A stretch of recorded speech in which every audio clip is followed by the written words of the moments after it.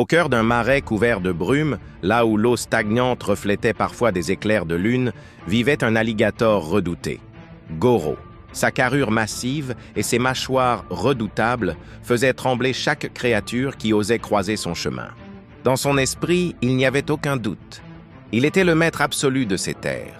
Jour après jour, Goro se plaisait à rappeler sa supériorité. Un claquement sec de ses crocs suffisait à disperser les grenouilles, et un seul battement de sa lourde queue terrorisait les oiseaux du marais. Pour lui, la force brute était la seule loi qui comptait. Mais un matin, une silhouette lente et tranquille surgit de la brume. Kibo, une vieille tortue au regard profond, que tous respectaient pour sa sagesse. Alors que Goro ricanait en le voyant approcher, Kibo le fixa calmement et déclara « Goro, tu fais trembler les animaux du marais. Mais crois-tu vraiment que cela fait de toi un roi ?» Surpris, l'alligator bomba le torse. « Évidemment, mes mâchoires peuvent briser n'importe quelle carapace. Mes griffes peuvent lacérer la chair la plus dure.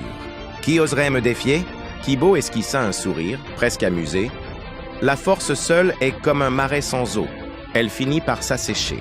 Ce qui construit un règne durable, ce n'est pas la peur, mais la sagesse. La vraie puissance est celle qui s'est créée au lieu de seulement détruire. » Ces mots résonnèrent en Goro comme un écho étrange. Pour la première fois, il se demanda si ses crocs et ses griffes suffisaient vraiment à faire de lui le plus grand. Le silence du marais, d'habitude si écrasé par sa présence, sembla lui répondre autrement. Peu à peu, l'alligator apprit à écouter la tortue. Ses colères devinrent moins violentes, ses menaces plus rares. Goro découvrit qu'user de sa force pour protéger et aider lui offrait un respect bien plus profond que la peur.